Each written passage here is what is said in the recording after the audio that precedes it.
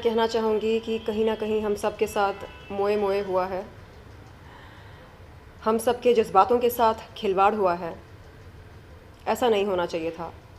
मेरा एक बहुत ही सिंपल सवाल है, क्या कोई भी सोशल अवेयरनेस कैंपेन फ्रॉड या झूठ के आधार पर चलाई जा सकती है?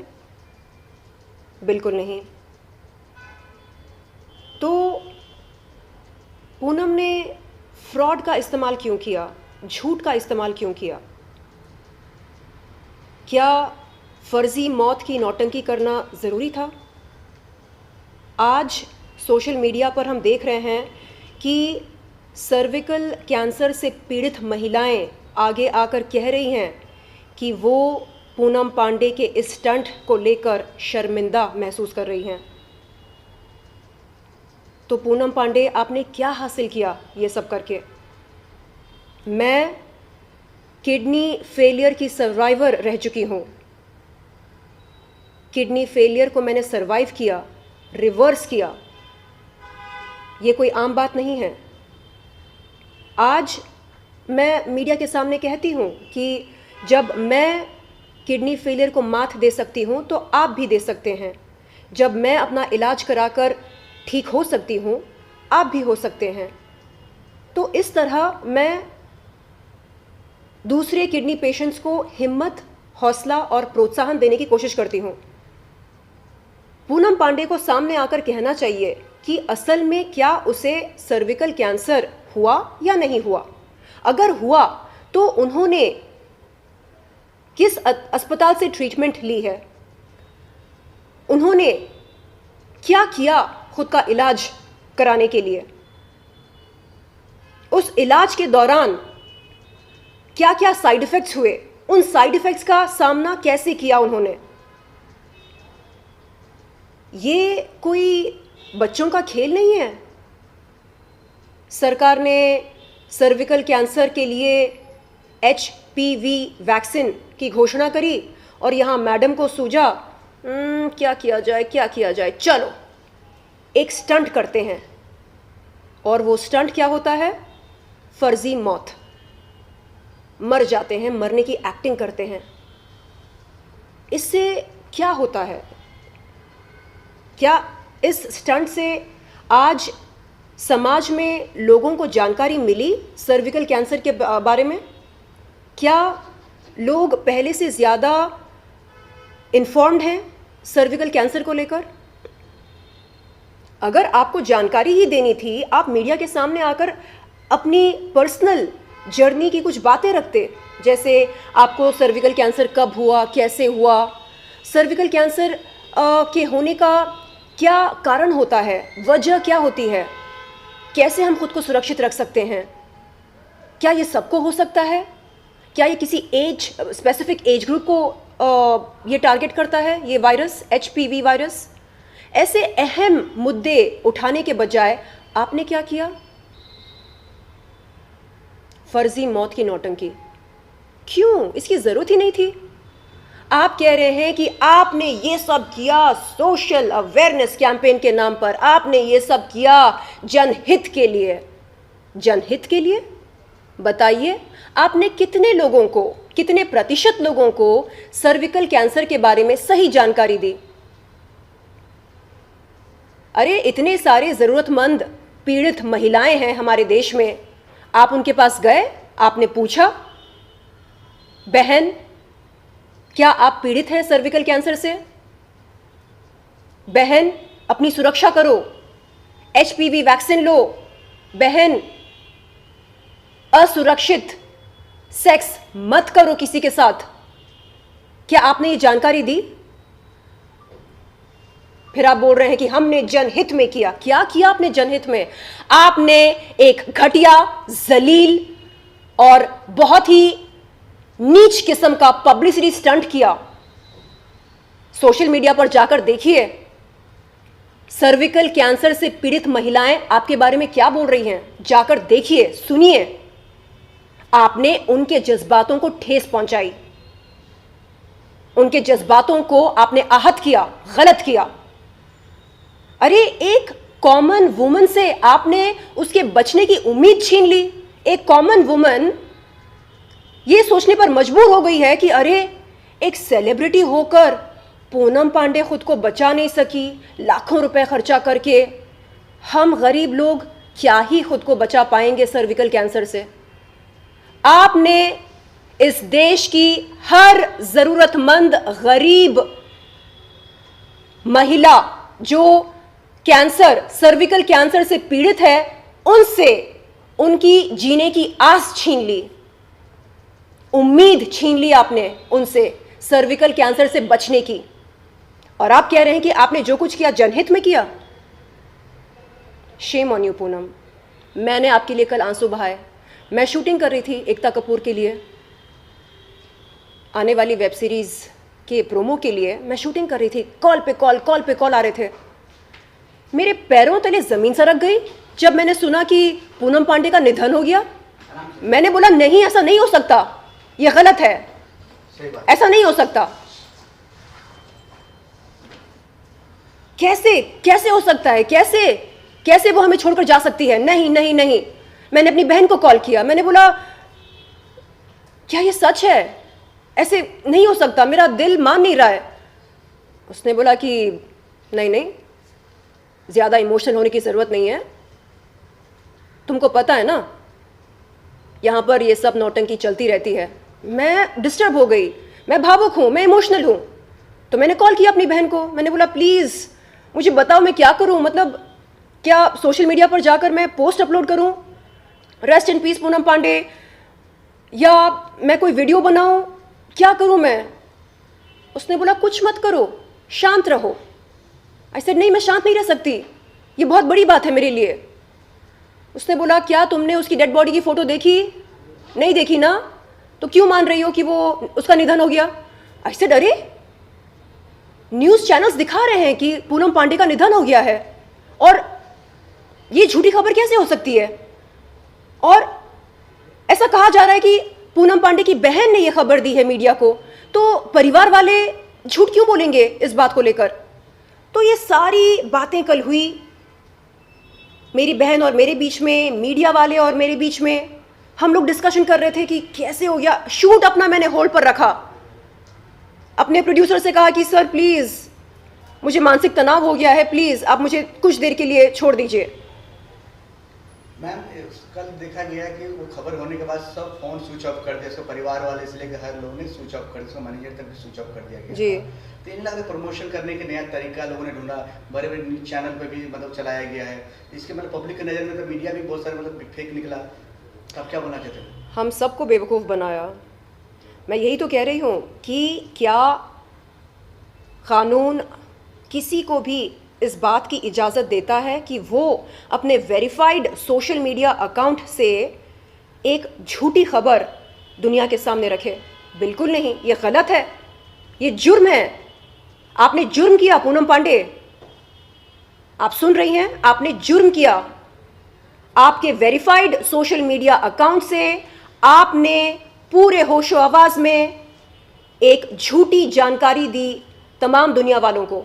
आपने बताया कि आपका निधन हो गया तो इस पे कोई कार्रवाई सर्विकल कैंसर की वजह से। कार्रवाई होना चाहिए कि चाहिए? कल कोई और भी एक्टर कर सकता है जैसे उसने किया बिल्कुल है। बिल्कुल, वो आने वाले समय में आप देखेंगे कि देश भर में अलग अलग लोग PIL फाइल करेंगे। तो शरीर इस पर आपका क्या है कि राखी सावंत, मुनावर फारूकी और भी अलग अलग सेलिब्रिटीज ने कल अपना दुख जताया था सोशल मीडिया पर, अलग अलग साइट्स पर। आज उन्होंने फिर कुछ अलग तरीके से कंटेंट डालकर वो ये बताया कि पूनम पांडे ने हमारे साथ मजाक किया। बिल्कुल बिल्कुल, अरे मैं कह रही हूँ ना, हाथ पैर मेरे ऐसे कांप रहे थे कल। देखिए पूनम पांडे मेरी सगी नहीं है, लेकिन हम एक ही इंडस्ट्री के हैं, और जब किसी कॉलीग का अचानक से निधन होता है तो झटका लगता है। ऐसा लगता है कि अरे कैसे, कब, क्यों? तो ये सारे सवाल हम सबको परेशान कर रहे थे कि अरे कल तक हमारे सामने थी, कल तक हमारे बीच में थी, अब बेचारी नहीं रही। और आपने क्या मैसेज दिया पूनम पांडे? हाँ, आपने एक डर का माहौल बनाया। अरे सर्विकल कैंसर जानलेवा है, अगर आपको सर्विकल कैंसर हुआ है इसका मतलब आपकी विकेट तो गई। गलत है ये। कल मैंने अपने डॉक्टर से, जो नेफ्रोलॉजिस्ट हैं, जिन्होंने मेरे किडनी फेलियर को रिवर्स किया, उनसे घंटों मैंने बात करी। मैंने कहा डॉक्टर, कार्डियक अरेस्ट से, हार्ट अटैक से, या किसी जानलेवा एक्सीडेंट से, या सर पर किसी बहुत ही गहरी चोट पड़ने से इंसान रातों रात मर सकता है। उन्होंने बोला हाँ बेशक ऐसा हो सकता है, लेकिन क्या कैंसर से इंसान रातों रात मर सकता है? उन्होंने कहा नहीं, कैंसर से इंसान रातों रात नहीं मरता है। कैंसर धीरे धीरे धीरे धीरे आपको कमज़ोर बनाती है, आपकी इम्यूनिटी को अटैक करती है और आप अंदर से टूटने लगते हैं, एकदम कमज़ोर होने लगते हैं और धीरे धीरे धीरे गुजर जाते हैं। लेकिन रातों रात आपकी मृत्यु नहीं होती है कैंसर की वजह से। तो एक तो आपने ये गलत मैसेज फैलाया समाज में कि सर्विकल कैंसर जो है वो जानलेवा है, बचो। नहीं, अगर आपको सर्विकल कैंसर हुआ है कोई बात नहीं, आप अपने नज़दीकी अस्पताल पर जाइए, जानकारी लीजिए, अपना इलाज कराइए, आप बच सकते हैं, आप बच सकते हैं। आपको जीने का पूरा हक है और आपसे ये हक कोई छीन नहीं सकता। आपकी उम्मीद आपका सब कुछ है, तो हमें किसी इंसान से उसके जीने की उम्मीद नहीं छीननी चाहिए। पूनम पांडे, जो आपने किया, ये जो नीच हरकत आपने करी है ना, इसके लिए भगवान भी आपको माफ नहीं करेंगे। शर्मिला मैम, आपसे मैं जानना चाहूंगा, बिग बॉस 17 के विनर मुनावर फारूकी से जब तक मीडिया वालों ने पूछा तो उन्होंने काफी दुख जताया, लेकिन आज उन्होंने एक ट्वीट किया जिसमें उन्होंने लिखा है कि पूनम पांडे की पीआर टीम को कैंसर नहीं बवासीर हुआ है। तो कहीं ना कहीं जो मुनावर फारूकी है वो पीआर टीम को दोष देते हुए नजर आ रहा है अपने ट्वीट पे। तो आपको क्या लगता है, पीआर टीम का दोष है कि उस कैंपेन का जिन्होंने चलाया या पूनम? जी बिल्कुल, जी बिल्कुल। इस क्राइम में ये तमाम लोग बराबर के हिस्सेदार हैं, सब ने अपनी अपनी भूमिका निभाई है। अरे किसी ना किसी को तो बोलना चाहिए था कि चलो ठीक है, हम अवेयरनेस फैलाते हैं ना, अवेयरनेस फैलाओ, आओ मीडिया के सामने, सर्विकल कैंसर से पीड़ित महिलाओं को लेकर आओ, बात करो उनसे, सवाल खड़े करो, हमें बताओ कि ये सर्विकल कैंसर कैसे होता है। पूनम पांडे मैम ने लाइव में ये कहा है कि मैं सॉरी चाहती हूँ अपनी पीआर टीम और बाकी सभी से, क्योंकि मुझे जिस तरीके से टर्म्स एंड कंडीशन दिए गए थे, मैंने जिन कागजों पे साइन किया था, वहाँ रूल्स था कि मैं किसी अपने करीबी को, सेलेब्स को, अपनी पीआर टीम, किसी को भी ये बात साझा नहीं कर सकती, ये रूल्स मैं उसे ब्रेक नहीं कर सकती थी, इसलिए मैंने अपनी पीआर टीम को और किसी को भी शेयर नहीं की ये बात। तो क्या ऐसे रूल्स होते हैं, ऐसा कुछ होता है? आप क्या कुछ बोलना चाहेंगे इसमें? वो कह रही हैं कि किसी एग्रीमेंट के तहत उन्होंने ये सब कुछ किया। जी, सबसे पहले तो हम नागरिक हैं, भारतीय नागरिक हैं, और हमें संविधान को फॉलो करना चाहिए। संविधान में लिखा है कि हम किसी भी पब्लिक प्लेटफॉर्म पर कोई भी झूठी बात, जानकारी ऑफिशियल तौर पर नहीं कर सकते हैं। हाँ, घर पे आप बैठकर हाँ झूठ मूठ बोलो, आप नौटंकी करो, मरने की, बेहोश होने की, जो चाहे करो, लेकिन पब्लिक प्लेटफॉर्म पर आप कोई भी गलत या झूठी बात, जानकारी नहीं रख सकते। क्यों? क्योंकि संविधान में लिखा है आप नहीं कर सकते ऐसा, ये जुर्म है, क्योंकि इससे लोग गुमराह हो सकते हैं और गुमराह होकर गलत कदम उठा सकते हैं। अगर समझो बाय चांस कल के दिन किसी भी ज़रूरतमंद, गरीब, कैंसर पीड़ित महिला, सर्विकल कैंसर हो या किसी दूसरा किस्म का कैंसर हो, कोई भी कैंसर पीड़ित महिला पूनम पांडे की मौत, फर्जी मौत की खबर से अगर वो अंदर से टूट चुकी होती और ये सोचने लगती कि बेचारी सेलिब्रिटी होकर ख़ुद को बचा नहीं सकी, तो हम क्या ही बचा पाएंगे ख़ुद को। और अगर वो टूट जाती, हिम्मत तोड़ देती, दम तोड़ देती, तो क्या पूनम खुद को माफ़ कर पाती? आप लोगों के जान के साथ खिलवाड़ नहीं कर सकते, उनके जज्बातों के साथ खिलवाड़ नहीं कर सकते। शर्म आनी चाहिए आपको। एग्रीमेंट की बात कर रहे हैं आप? अरे ईश्वर के साथ आपका कोई एग्रीमेंट नहीं है, अपने जमीन के साथ कोई एग्रीमेंट नहीं है आपका, एग्रीमेंट की बात कर रहे हैं। संविधान के साथ कोई एग्रीमेंट नहीं है आपका? हद है, हद है। परिवार भी इसमें शामिल है, पीआर टीम भी इसमें शामिल है। अरे कोई ना कोई को, मतलब किसी ना किसी को बोलना चाहिए था कि नहीं, हम ऐसा नहीं करेंगे, यह गलत है, यह गलत मैसेज देता है समाज में। अरे उम्मीद छोड़ने में कितना समय लगता है? पल भर का समय लगता है उम्मीद छोड़ने में, अंदर से टूटने में, बिखरने में पल भर का समय लगता है। कितने सारे पेशेंट्स अस्पताल में उम्मीद पर जी रहे हैं कि नहीं, आने वाला कल जो है वो बेहतर समय लेकर आएगा, वो राहत लेकर आएगा। इस उम्मीद पर जी रहे हैं पेशेंट्स। बिल्कुल सही बोला आपने ये बात। तो आपको क्या लगता है, क्या एक्शन लेना चाहिए, या इस कुछ लोगों को फेस का सामना कर पाए? अगर मुंबई आएगा तो हम लोगों के सामना कर पाए, क्या है, कैसे लग रहा है? मैं एक किडनी सर्वाइवर हूँ, किडनी फेलियर सर्वाइवर। मुझे पता है उम्मीद क्या होती है। 2021 में मुझको किडनी फेलियर हुआ, मुझे पता है उम्मीद क्या होती है। लोग उम्मीद पर जीते हैं।